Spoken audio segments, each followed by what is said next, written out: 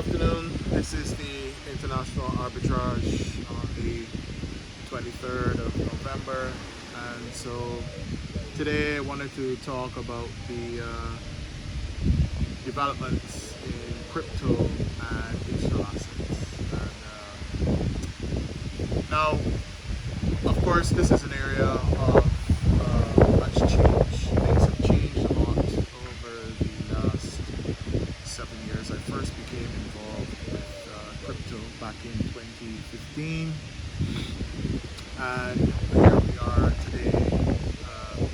And I want to put some context on it. I don't want to go into too much of the or any of the technical aspects because I'm not a technical person, but as a business person and as a tax lawyer, and an international tax lawyer, we have a perspective. So first we'll deal with crypto. And with crypto, what's interesting is that, well, you have your two camps of people on social media. You have those who say that crypto, because of crypto is being used mainly by criminals. They're saying that crypto is facilitating a lot of illicit activity.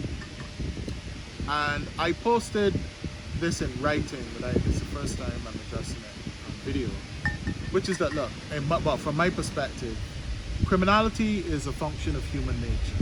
Human beings have a criminal nature. Crypto does not have a criminal nature. I don't think that crypto facilitates money laundering or anything criminal any more than the existing financial system does. The laws of money laundering laws and the global compliance framework of the global financial system applies to crypto as it does to the financial system. The fiat financial system has been used for fraud for all of my career. Banks have lost their licenses and got out of business for facilitating lots and lots of money laundering. I don't want to call any names because I can't afford to get sued, so I'm not going to call any names. But banks, systemically relevant banks, have been caught red-handed doing lots of money laundering, but the only reason they were not criminally prosecuted was because the prosecution of said bank would have destabilized the entire financial system. To say nothing of things like Enron, to say nothing of things like all the pension funds that have gone out of business over the years, to say nothing of 2008 where AAA+++ rated security were being traded, and these securities were actually worth nothing but had these credit ratings. Today we still have credit rating agencies. So I honestly don't understand what all the fuss is about with crypto. For sure, crypto is developing quickly. The technology is developing quickly. The problems are being addressed. There's a ton of innovation. When it comes to anti-money laundering and KYC, I am tracking two things very closely. I'm tracking the development of digital identity. Digital identity, there is one where Deloitte has partnered with a blockchain called Kilt, and they have a digital identity solution. I haven't assessed it fully yet myself. I've read one or two of the documents of that blockchain and that solution, but I will get into it some more and talk about that in a video. But they're not the only one by far. Their digital identity is being looked in around the way. The other thing I would say is that Fireblocks has the Fireblocks network where parties are able to join a permission network and essentially trade crypto and digital securities between persons on that network once you're whitelisted or you're onto the network after passing your AML KYC checks. You can trade with all the counterparties on that particular Fireblocks network. If I'm not mistaken, there's about nearly 2,000 parties on that network and counting, and I would imagine that Fireblocks is probably not the only permissioned network and won't be the only permissioned network. And then there is the fact that the UK, the English government, the United Kingdom government has passed legislation, regulations to facilitate the regulation of crypto.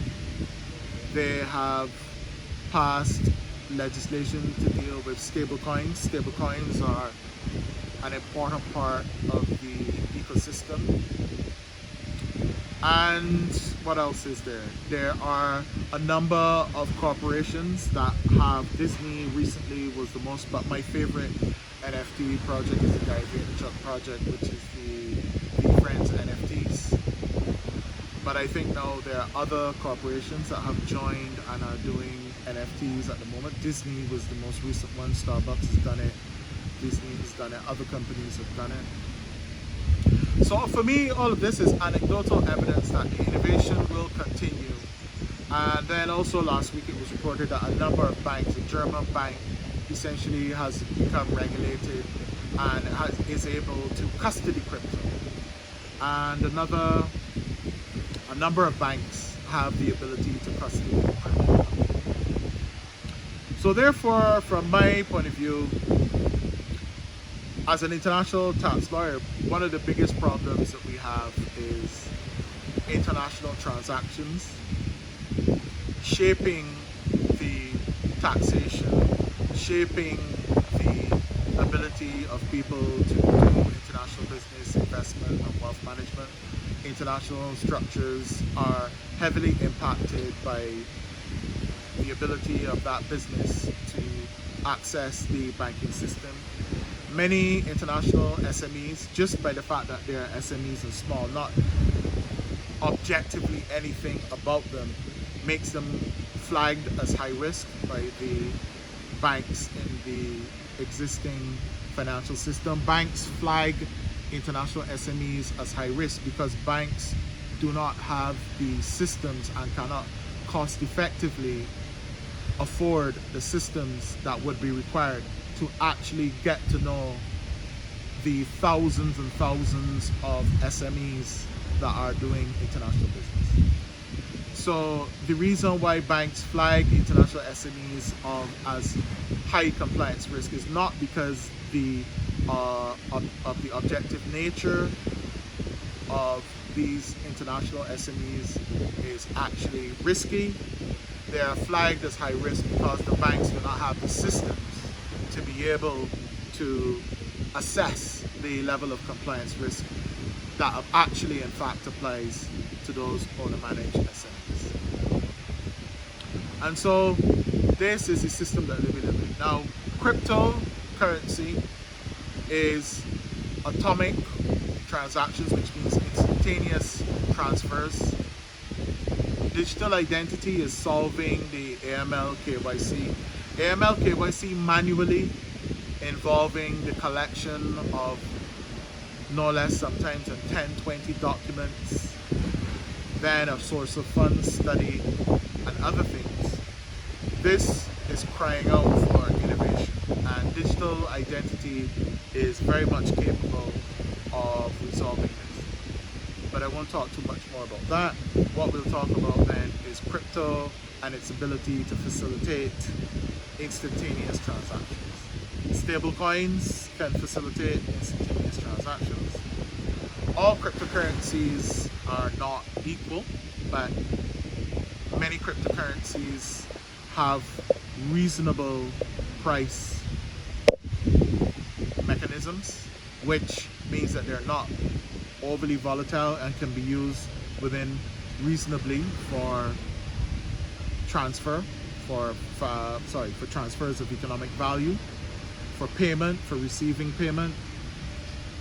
There are plenty of tools out there to manage risk and become a little bit more sophisticated.